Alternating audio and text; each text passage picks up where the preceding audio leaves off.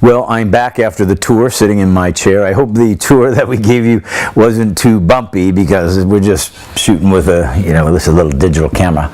So now let's start on some business. I tell you what, when I bring people into my office, sometimes, they come to visit or what have you, they always seem to enjoy the tour, the little nostalgia, and where did it all start, and what does it look like when somebody really does go from rags to riches, builds a big business. As I mentioned to you, I may have mentioned it to you, but this office I've had since 1989, although when we grew Whitney Education, of course, we were in 30,000 square feet, 50,000 square feet, a little ways from here, and I had an office there as well. So I didn't work out of this one so much. But this is where I've incubated most of the entrepreneurial businesses. And this is a 12,000 square foot facility, and I own it. I've owned it since 1988 or 89. And many times over the years, what happens is we'd incubate the business, we'd grow it on up to 100 employees, which is about what we could fit here. And then we'd end up having to move them out into a bigger facility. So I'd empty this out, rent it, for a time if I had the, office in another facility.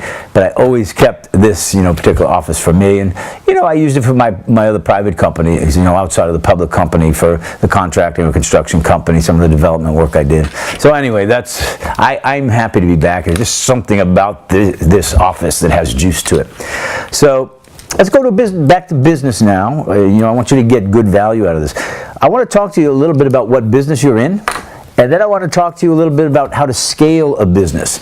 Now, some of you, most of you that are watching the video right now or talking with me, I'd like to think of it that way, you're influencers. So you're either in the info marketing business, you're in the network marketing business, you might be speakers and trainers or own a seminar business of some sort. There's some magazine publishers, but the magazine publishers like with Success or Inc. or what have you, they're still building customer bases, and they do seminars and conferences as well. So I may be speaking to you a little bit about a more centric business when I built the Whitney Education business. But remember, although I'm going to talk to you a little bit about the real estate part, how did I build that, but then how did I scale from there? And I'm going to do the exact same thing with Inner Voice. Now that we have all the product done, now this is just the first run of product. There'll be, I see this brand as a chicken soup for the soul type of a brand, or a dummies brand. So when I say dummies, I mean, this for dummies and that for dummies series. And I want to say chicken soup for the soul, if I remember the numbers right, they've sold some 500 million books. If you can imagine that. 500 million books, I think, was the number. You can Google that. But who cares if it was 200 or 300 million? That's amazing, and mostly book business. I don't think they developed any back-end business out of that. The back end of the business is really, where the big money is. But now that these are all done, the first run of them, as I said, we're going to have Inner Voice for the entrepreneur, Inner Voice for the network marketer, all different strategies. So if mine seems a little more centric to what my business is, really all you got to do is I'm going to duplicate exactly what I did the first time around with Inner Voice. However, I'm going to do it much more digitally and internet-wise. And here's why that's important. When I scaled Whitney up to, we owned lots of brands, okay? We owned Building Wealth, we bought the Ron LeGrand brand, we owned Teach Me to Trade, Star Trader, we had Teach Me Foreclosures. So I had maybe 8 or 9 brands, but I put them all into the same, kind of the same marketing template and business template. So they scaled very quickly, and I'll explain that as I go. But running the business that way with seminars, conferences, remember we had 2,000 employees, 7 countries. I was running 600 to 700 live events a week with free previews, and probably had each brand had at least 4 or 5 teams out. So you take 13 brands times 5 and then staff it. Then you have the 3-day trainings behind that, and then the advanced trainings behind that, along with mentoring, live mentoring sessions. So we were doing 600 to 700 live events a week. Now I don't know how many emails you send out or conferences. We just think about staffing and managing 600 to 700 live events a week, managing 60,000 people a month that were registering and attending our seminars. So it was huge business, but it didn't come on me all at once. It's like I tell people in real estate, you get started in business, they say, well, how am I going to run 50 units or 100 units? Well, we don't usually start out buying 50 or 100 units. We buy a duplex, and we get a fourplex, and we get a sixplex. So don't let my scaling talk scare you off. You know, this is, you know, a second level or higher level of training, and I'm inviting you into information, you know, that I'd be working with Fortune 500 executives who I'd hired, you know. So this is really good stuff and non-hypey stuff. So let me start. I took some notes here. First of all, I want to ask you to start with, what business are you in? I want to give you a minute to think about that and even write it down. You might want to take notes, by the way. If you don't have a notepad while you're watching this, I'd get one and something to take the notes with. But the first step is, what business are you in? Now, they'll probably get a lot of answers. People would ask me what business I'm in right now. What business was I in with Whitney Education? What business was I in my construction company? What business was I in my development company or publishing business? They may sound self-explanatory, but the fact is, I'm in the marketing business, and so are you. If you're an info marketer, or you are somebody that's selling information of some sort, internet or otherwise, the first thing you got to really recognize is you're in the marketing business. What made me, I think, a standout, or, you know, people say why I was brilliant in my business or scaled them, because I understood what business I was in early. I was in the marketing business, and I made it my business to figure out how to put a butt in a seat. In the seminar business, your business is putting butts in seats. If you're in the info marketing business or network marketing business, very same thing. You know, you got to get a customer in front of you. And that may sound simplistic, you know, but it's not simplistic. It's really critical to get a handle on that, and we really got to work on marketing. I always stayed 4 or 5 or 6 marketing programs ahead of the marketing program that was working. And when you're in a direct sales business, it's critically important to stay ahead of the marketing. Continue to test before one burns out. All right, so let's assume that you agree with me that you're in the marketing business. All right, what is secondary to your marketing business? How do you get your business? And this is another one we got to focus on. You get your business via direct sales. We're not a retail store, so we don't open our shop and hope somebody walks in the door. We got to go get our business. And that's a beautiful thing, because if I'm in a retail business, I got to wait for a customer to come in the door. I'm at their mercy. I got a marketing program, and I'm in charge of going out and getting my customer. Now I can grow that business based on my marketing skills. So we have to develop the marketing skill and the direct sales skill. Now, those are kind of intertwined, because I'm sure if you're watching this video, you've read all kinds of sales books. I mean, I've read every, you know, direct sales book in the universe, I think. And I've been doing that since I was 23 years old. And I'll show you right here. Let's give you an example. I'll probably share some of this with you in these training videos. But this is, I'll have to even show you, some of this is napkins, written on napkins, but this is all my handwritten notes over 30 years. This would probably be worth a fortune. And I'm going to take you back through some of these, because they haven't changed. You know, the things we do today are very similar to this. But I think you'll get a kick out of it, because I've written so many training programs, you know, direct sales, and I've trained hundreds and hundreds and hundreds, probably, might even be thousands of salespeople. And back in the early days, you know, right up until probably, oh gosh, I bet right up until, I'd say probably 2003 maybe, I did most of the direct sales trainings for the hundreds of salespeople that we had, both on phones, our 279 trainers that were out in the field giving the seminars, and also our mentors. So I've got some experience there. So direct sales business. Now, marketing and direct sales kind of intertwine the way I see it. The marketing is nothing more than direct sales, either in print, on an infomercial, or a radio ad, etc. So if you develop your direct sales skills, you just take those skills and you move them right into your marketing business, and that's how I've always done it. The product or service comes last. When people would say or ask me what business I'm in, a lot of cases I think they wanted me to say I was in the education business. Well, I was in the education business, and the education had to be good. I mean, you have to devise good products, or else they're going to be up and down. You're going to get a bad name. So you got to get the best there is. So yes, we provided education, but the business is marketing, and we go get our business via direct sales. Okay, so I hope that gives you a couple things to think about. Now, when you're talking about your marketing and sales, I'm just going to give you a couple of quick tips.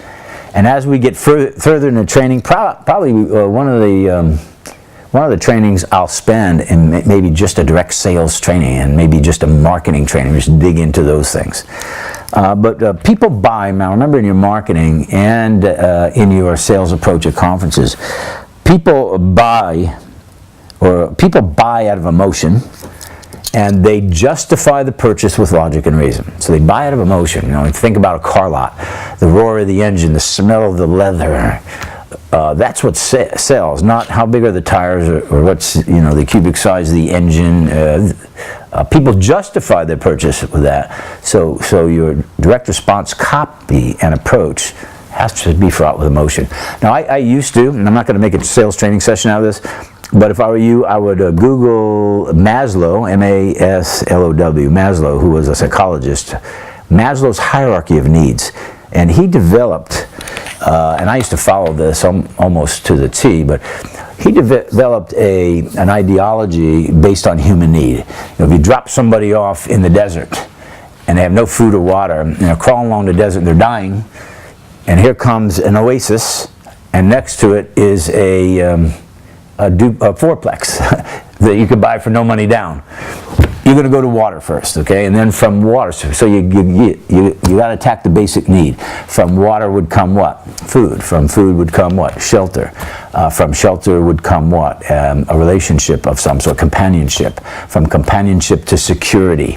Security to security and safety, I'd say, would be the same things. Association, people want to be part of. So make sure all those ingredients are in your direct, response campaigns, whether they're internet, newspaper, infomercial, what have you. Okay, and I developed, by the way, a shameless plug, but I don't think I have a copy here, but I'll show it to you in a latter training session. I developed a 6-hour CD series, and it's called Communication, Negotiation, and Salesmanship, where I take some of the best of my sales training and do it in 6 hours. And I've just redone this in the last 2 years, so it's as up to date as you can get. And in my opinion, some of the best work I've ever done on sales. And I've given a jillion sales training sessions. You know what I just had? You all may know Doug Brown. Doug has been at some of the influencer dinners and some of the meetings. He was the president of the Tony Robbins Breakthrough. What's it called? Business Breakthroughs. Tony Robbins Business Breakthroughs with Chet Holmes. Well, he's the president of that company and worked directly with Chet and Tony. And he's a great salesman. I mean, this guy has gone through every sales course you can imagine. He now works for us. He works with us full time. We sent him, because I don't even have it packaged up. These are still in the CDs. I've never even put them out on the market yet. That's how new they are. Bill, are we packaging them now? We are. Is Bob working on it?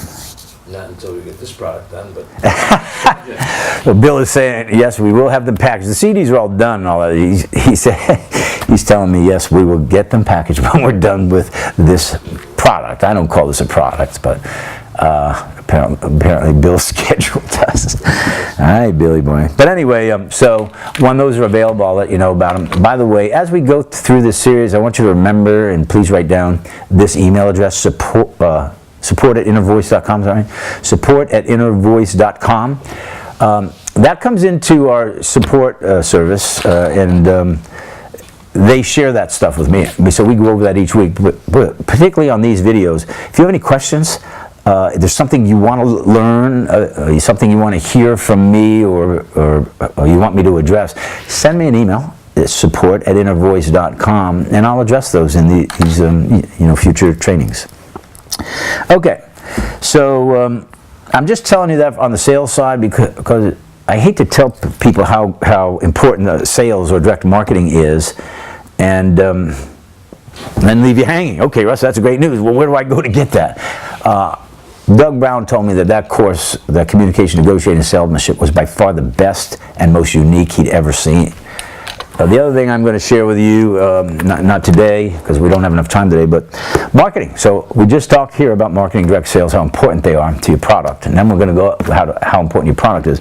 But this is my 11-point marketing plan. So this is all the things that we're doing right now. I don't want to leaf through these, but you can see each tab is a marketing plan.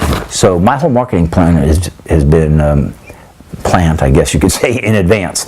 And this is all the things that we're using right now for the promotion of the Inner Voice brand. So yeah, I think those are things that you'll want to see. So I'm going to go over this with you, and I'm going to share exactly what I'm doing to scale this brand and build it huge. When I say huge, you know, my sights are $100 to $200 million business to start with, and things will fall into place, and we'll see where it goes from there. But that's probably a good start. All right, let's go on how to scale a business, all right? Now, you don't mind, I'm going to refer to my notes. Proper way to develop a product, okay? A lot of you have products and services. Some of you have good ones, some of you don't. And in the warrior, remember, I'm trying to deliver you here warrior and statesperson. Now, I lived in the warrior phase for years. Selfish, self-centered, arrogant, finger-pointer, judger, blamer, cocky, confident, exaggerated, lots of things. And there's many of you doing that. And I'm just going to tell you that kind of business will be up and down, and in time will probably fall apart. And I remember years, because when we're in that cash crunch, we're bootstrapping a business, we got to have cash flow coming in the door, you know, to make payrolls and pay bills. And I understand that. But I'm telling you, regardless of what your need is there needs to be a better plan. And so I'll just give you my experience. And that's what I like to do. I like to talk in experience, strength, and hope. Did I have an experience like yours? If so, how did I handle it? In the warrior phase, what did I learn over this last 5 years on this journey? What I learned from others that's given me a better way to handle it? And why is my life and business better for that? Why are things falling into place right now and things growing rapidly since we just started this marketing? And that's because I'm doing it a totally different way. So I remember right in this building down the other end, we had a boardroom, and we'd be sitting around with the staff, 10 of them or whatever, and let's say a marketing program wasn't working or a product wasn't working. I remember so many of these meetings, only because I didn't know any better, but we'd sit around figuring, okay, what can we sell next? You know, what can we sell to this customer? And every time we did that, it was up and down, or down. It was never a sustainable business. And that's what I want to try to share with you, how to make your business sustainable. And if it's not, if it doesn't fit into this, you know, template, then you got to change it. Simple as that. So we would sit around there talking about what do we sell next? What do we sell next? How do we get cash in the door? Never sustainable. Then one day, this was even before I went on to this journey over the last 5 years, and I learned this whole statesperson approach to business and life, for that matter. And I remember this meeting clearly, where I said to the staff around the table, instead of us sitting around here talking about what to sell, and you know what it is? I was probably brainstorming with Richard Vort, who was my then president. He was the president of the company. Brilliant man. He was chief of staff of the New York Senate. He managed political campaigns for Ted Kennedy and others. I mean, he was a real academic, bright man. And he was probably, you know, when I was 35, I'm going to guess he was 58-ish. So we did have some maturity here, which was a help. I was a pretty wild man back then.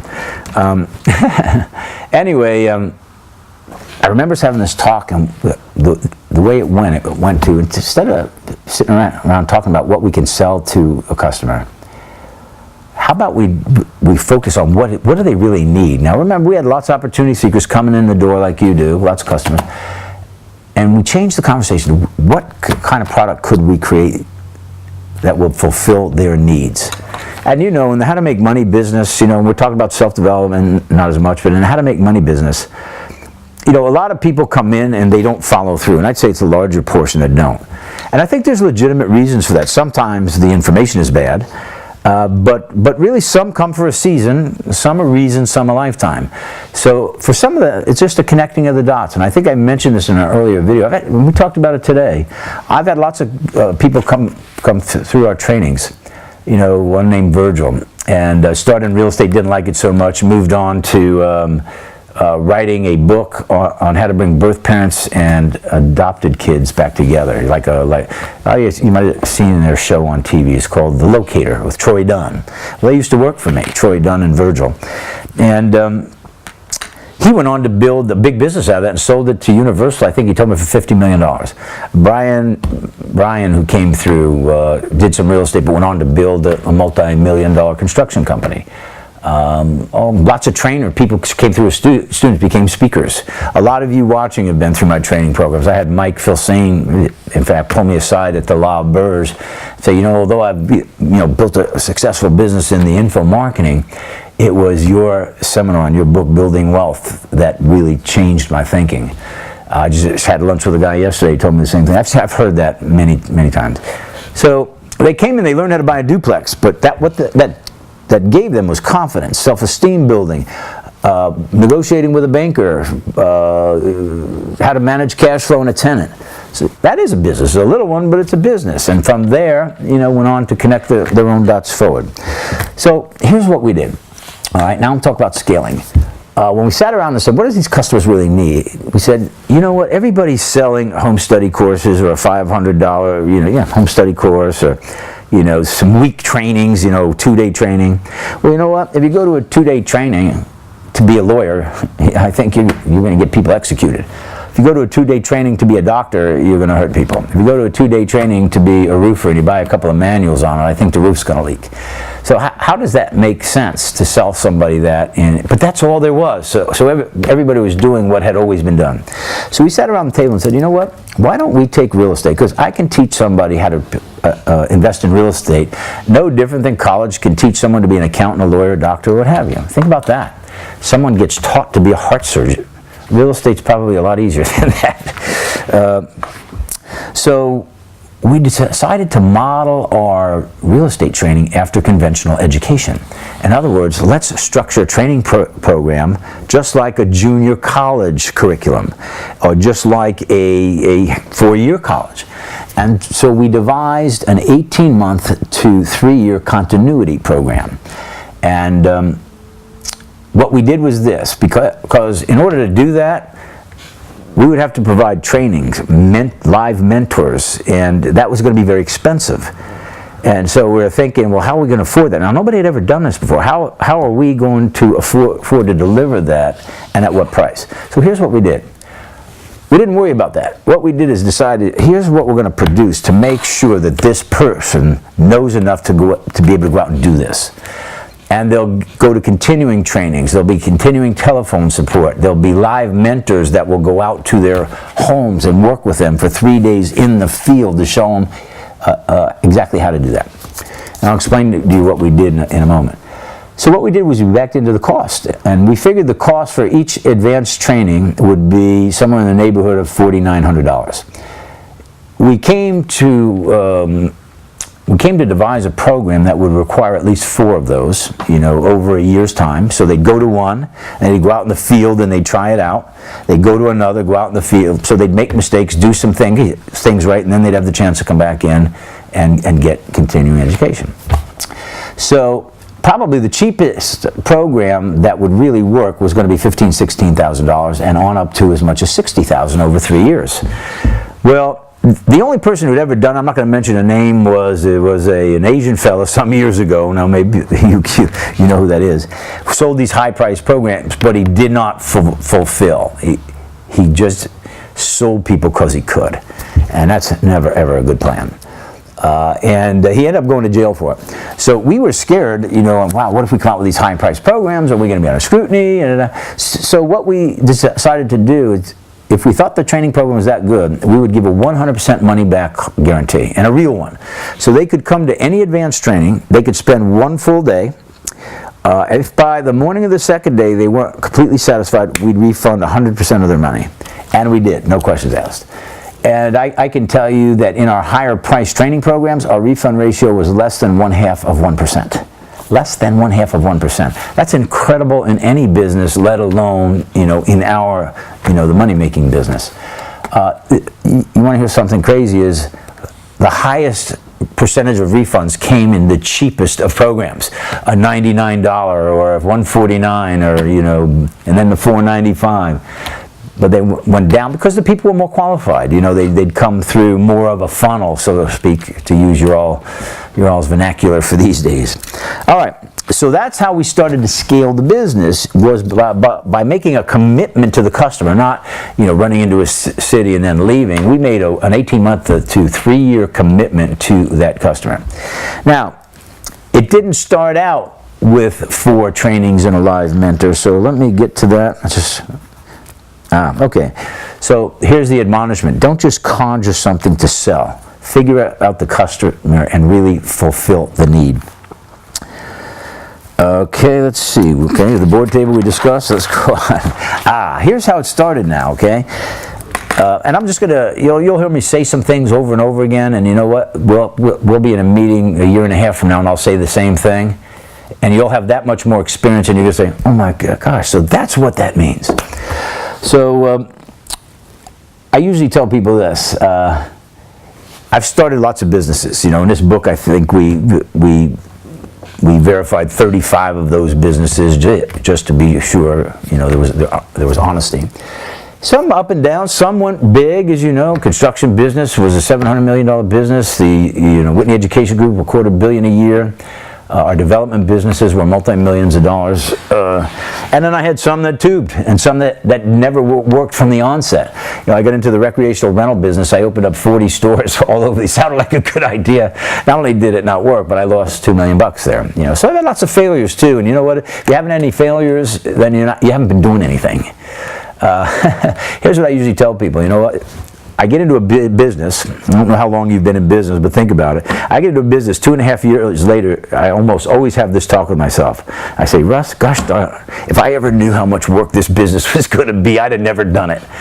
But now I'm in it 2 years or 2.5 years, and I've told everybody about it, and I put my ego out there on the line. Now you got to see it through.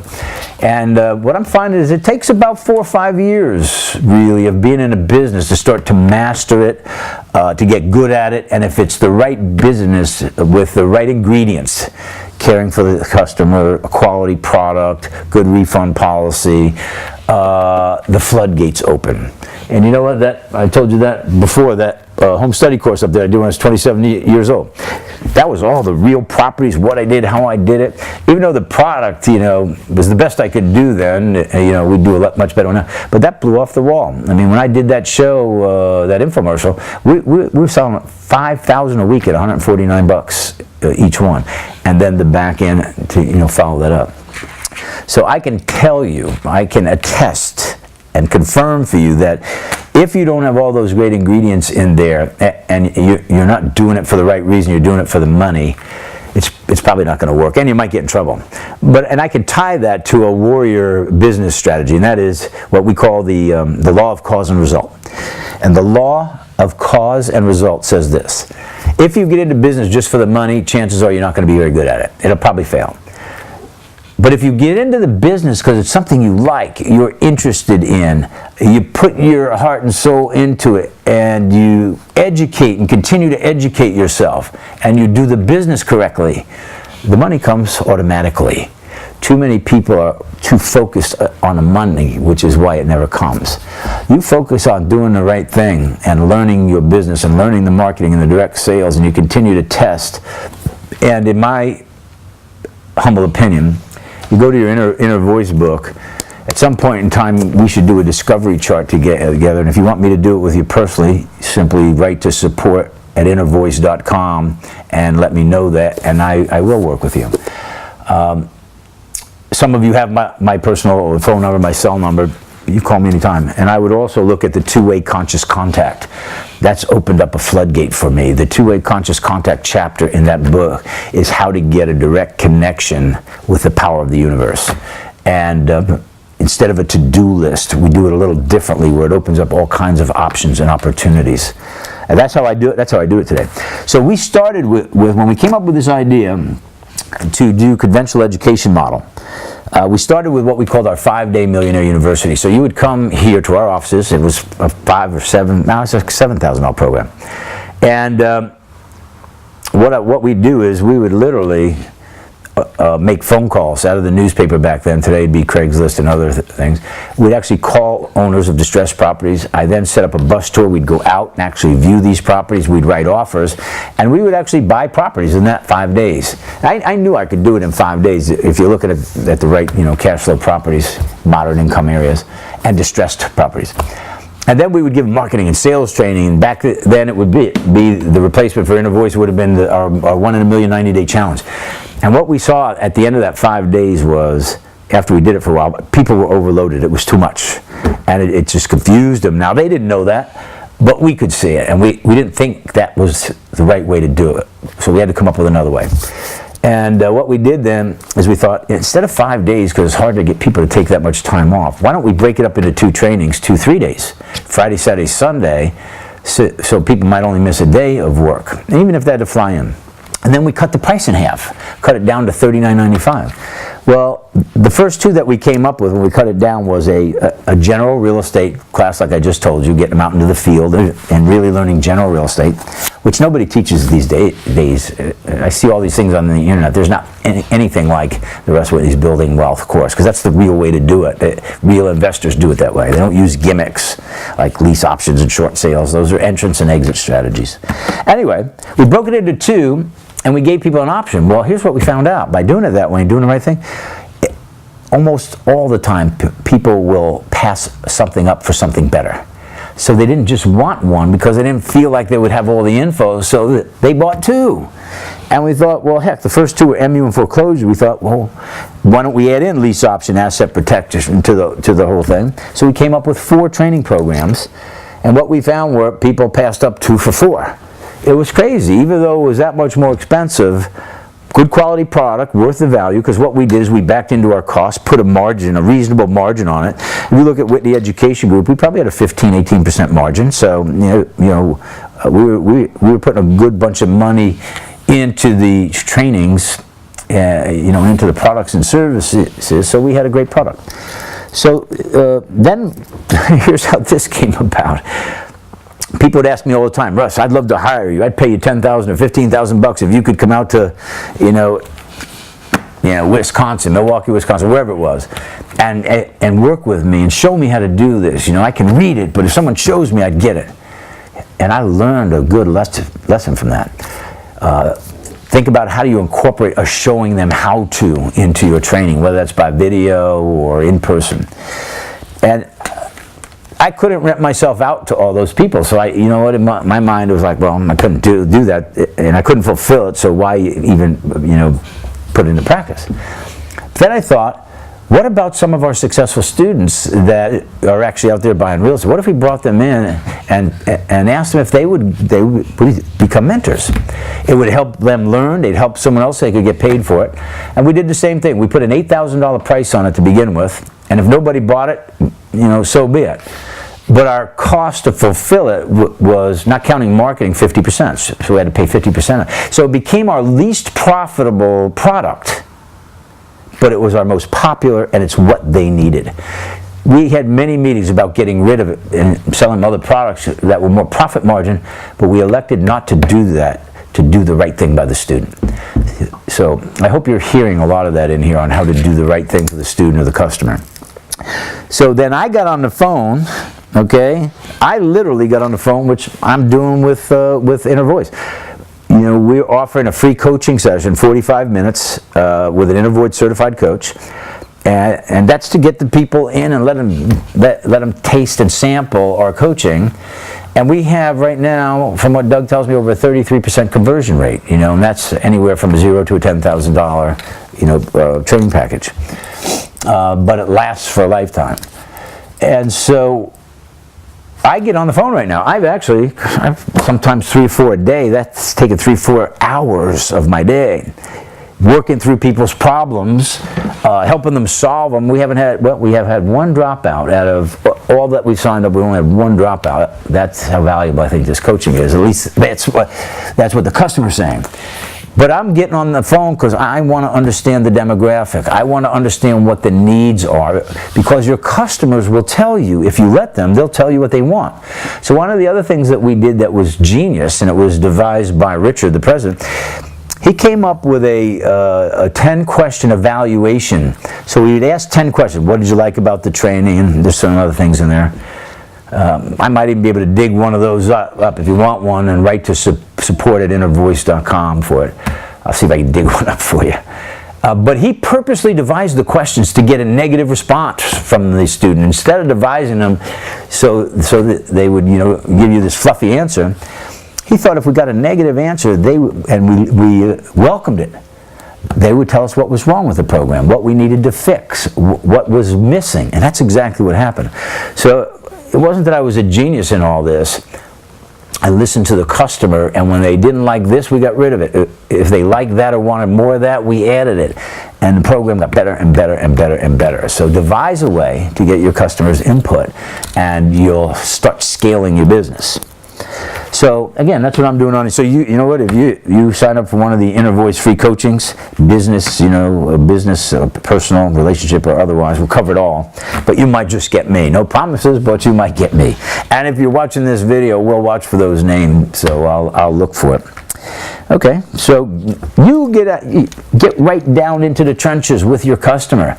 Don't be above them. Talk with them, rub shoulders with them, communicate with them. Really elicit their input, just like I'm asking you. I'd like you to write to support@innervoice.com. Tell me what you like, what you don't like, what I could add, a question you might need answered that will help your personal business, and I'd be happy to do that. So then, of all these trainings, we ended up with 13 trainings from MU, Millionaire University, foreclosure, lease option, asset protection, property management. By me making the phone calls, I came up with the right mix of product that student needed. And here's how I came up with it. They needed general real estate. You want to make money in the real estate business, you've got to accumulate units. You need to have 25, 30, 40, 50 units that are bringing in 10, 15, or 20,000 a month in net cash flow, period. Now you've got a business that's sustainable, that's generating ongoing cash flow. Now, there's some management to it, but it's not an 8-hour day job, I can tell you that. Unless you're not hiring some, management and handyman people, which I would tell you to do. By the way, I mentioned this to you. I also put together a whole new home study course. It's called the Building Wealth, but all brand new. So I just did this within the last year, 2 years. We haven't sold any of them yet. They're packaged. We haven't sold them yet. Because we've been busy figuring out Inner Voice. I want to stick and stay focused on the core business. And there's another tip for you. What's your core business? Stay focused on it. Don't start chasing too many rabbits until you have your marketing and business template figured out. So here's what I figured. They needed general real estate. I'd give them 1 or 2 money makers, so they could pick either foreclosure, lease option, or wholesale, which is quick money. They needed asset protection. How do you title your properties? How are you titling your business? Is your business in your own name? Are your cars in your houses and all those things in your own name? If they are, that's a big mistake. I don't own anything, nothing in my name, nor have I. Especially if you're in the guru type business where the status quo is the higher you get up the flagpole, the more your butt sticks out. You got to protect that stuff, period. And so if you want me to do an asset protection type video or a personal training with you, send your email to support@innervoice.com. And then a live mentor. That was the biggie. So we had MU, foreclosure, property management. You got to learn how to manage the properties. You start buying them, you don't know how to manage them, you're going to get hurt. And then asset protection, protect what you're doing. And then the live mentor. And I brought all the live mentors up through the student ranks. So we had lots of successful people. I had 90 mentors and 279 speakers, at our peak. And so after they took 2 or 3 of these advanced trainings, they're all 3 days, we'd send a live mentor out to their house to work with them for 3 days. They go through a whole questionnaire of where they live. We have them do homework. We have them line up appointments with banks, line up appointments with a property appraiser, take them to the courthouse to show them the auction process. there's nothing like, taking someone and showing them. It's one thing to read it or hear it, it's another thing to show them. And that became our platinum program. It became our most popular and biggest selling program. Now, we had other trainings, and if somebody had money and they wanted to get a cheaper price because they're buying them in bulk, we would let them buy others, but we would never, if they're going to a kid's college fund or were taken down to their last dollars, we would tell them no. We would turn them away. We would sell them what they needed. We wouldn't let them overbuy. And I'll tell you what, it's not only a good thing for the soul, it's a good thing for the people who work for you's soul. It's a good thing to see the other people who see, your product or service being sold, and that there's ethics and morals to it. So don't ever take anybody down to their last dollar, but don't ever prejudge. Don't ever say, well, that guy's not dressed well, he probably won't do well. I've had those in my seminar rooms who looked like the least likely to succeed at anything. And they ended up being the superstars. I've had those in there in the suits and the ties and the school teachers and the engineers, and most of them, a lot of them either didn't have money or they would spend their money and they wouldn't succeed. So I never prejudge, but I always keep the morals and the ethics and the values in place. So that became our most popular program, and that took us, once we developed those, that was 97 or 98. That's when the company went from 5 million one year to the next year to 13 million to 26 million the following year, to 26 million to 60 million, 90 million bucks. Believe me, I remember these numbers. 130 million, 160 million, 190 million, all the way up to $250 million a year in sales. It was nuts. 12 employees all the way to 2,000. Oh my gosh, was I busy. All right, so now let's go to scaling the business further. Once you get to about 60 million in the info marketing business, seminar business, I'm not talking about a retail store, but I'm talking about info marketing, whether it's internet or otherwise. When I got to about $60 million, you move. There's two types of businesses, okay? There's an entrepreneurial business, and then there's the bureaucracy. The best example that would be well known would be Apple Computer. It started out in Steve Jobs' garage, and him and Wozniak worked in the garage, didn't have a lot of employees. But then it grew, and as the company grew, it then went to a bureaucracy. They had to bring in, executives and managers. And here's the difference. In an entrepreneurial business, we're all, like right now, I'm incubating this business. So all the people who work here, which isn't a lot right now, about 7, 8 in the office, 9. We're all the butcher, the baker, and the candlestick maker, okay? But when you get to about 60 million, hopefully, and assuming you're profitable, it moves to more employees, and here's where we have to put in systems, processes, resources, budgeting, and forecasting. And when I got to that point, I was at 60 million. I bet I had about 3 or 4 million in the bank, as I remember. And the choice was I could have pulled that money out for Russ and get himself a new car, or whatever you do when you're new to money. Or I could invest that back into 4 or 5 executives, which is really what I needed. And I had dreams and visions of a $200 million business. So what I did is I hired a recruiter, and we went to Nabisco, we went to, Nabisco, Philip Morris, we went to General Electric, where else, like Kraft Foods, PepsiCo, and we started to recruit through a recruiter. Any manager, executive in any of those Fortune 500 companies that ran a business unit of 150 million or 200 million or more.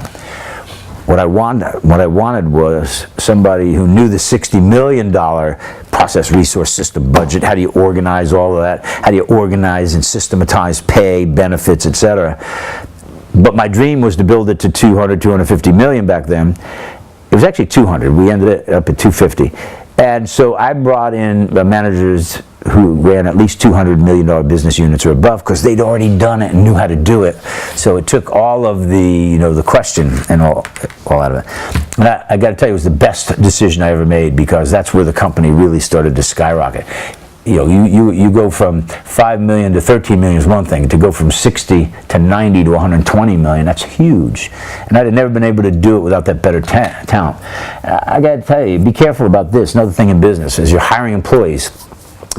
one of the things that I learned is somebody's making 30 or 35 grand a year, or 40 grand a year. They may be good and loyal. When you get to 60, 70 million, it's above their pay grade. As loyal as they might be, the job outgrows them. So write this down. There's a principle I call the Peter principle, and the Peter principle is promoting someone to their level of failure. I had a lady here who used to manage all our merchant accounts, and she made 35 grand a year. And she did so good, and she was such a good employee that we then gave her more responsibility, more pay, and her attitude went down, her work ethic went down. She started to blame the company. It wasn't her fault.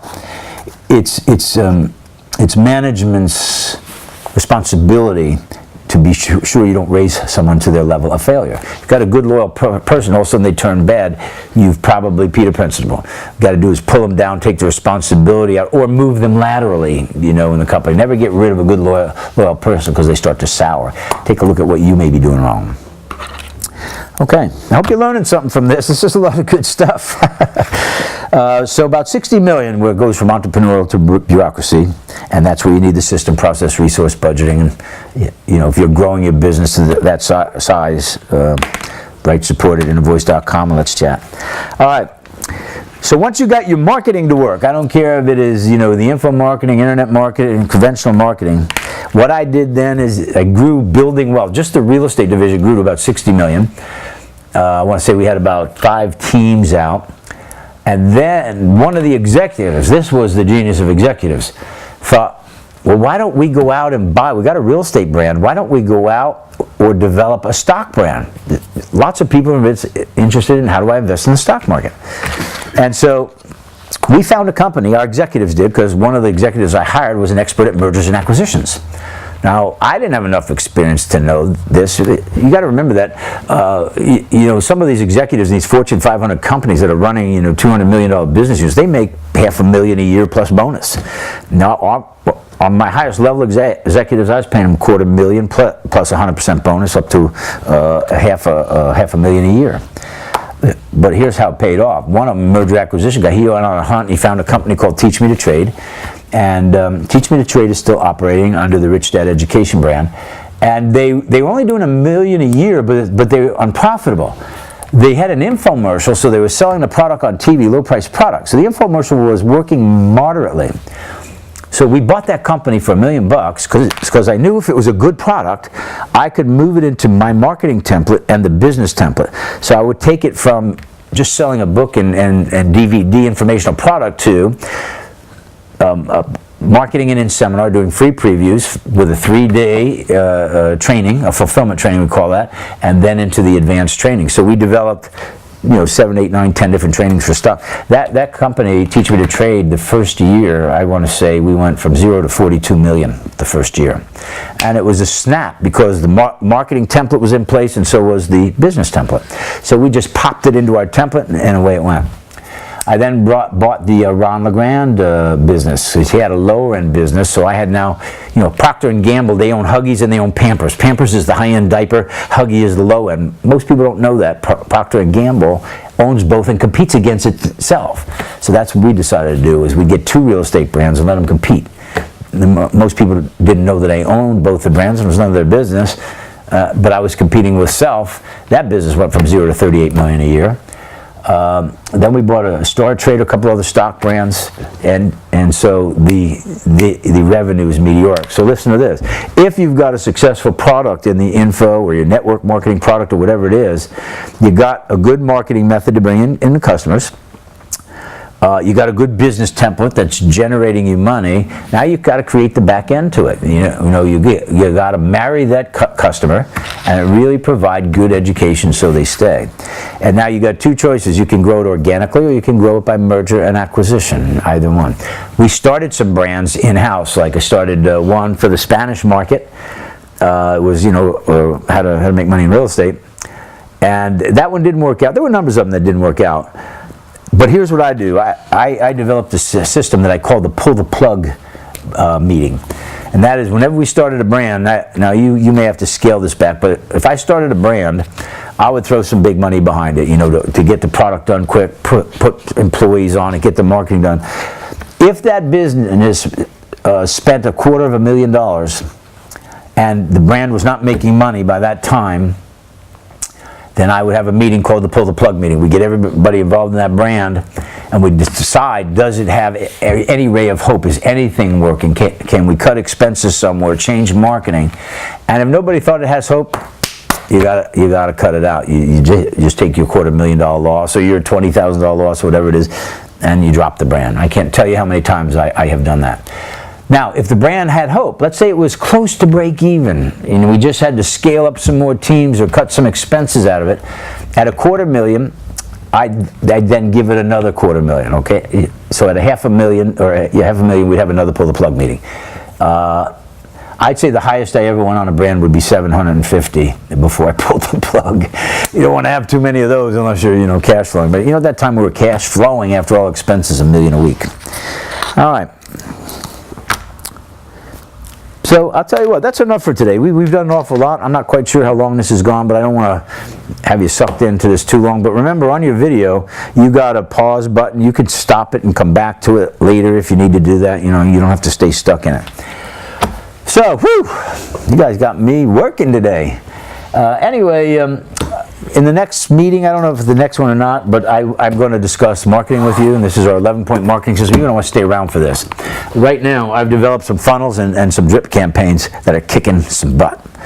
And I think I can scale that. When I say scale, in the seminar business, to make money, I'd have to be doing about $150 million a year to net 10 or 15 million, okay? And up from there. In the info marketing business, based on this drip campaign, if I do 12 to 15 million, I can net 10. So with the digital marketing and digital delivery, costs are cut dramatically on air flights and hotels and staff, etc.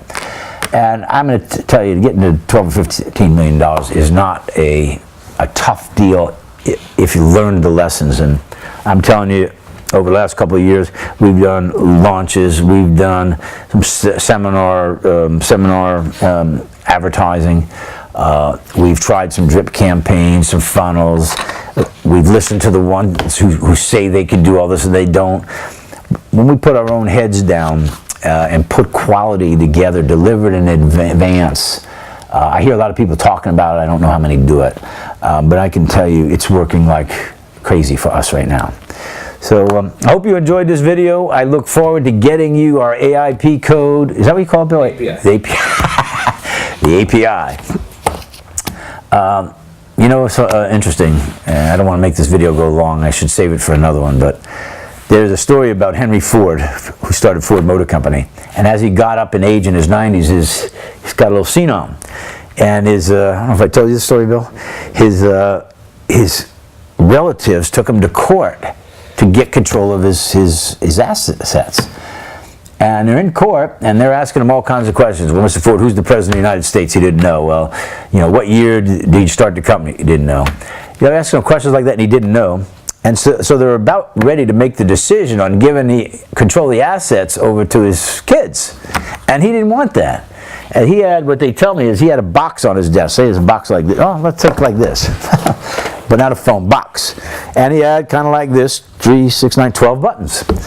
And he said, Judge, before you make this decision, could we convene the court to my offices at Ford Motor Company? And they said, the judge said, well, why do you want me to do that?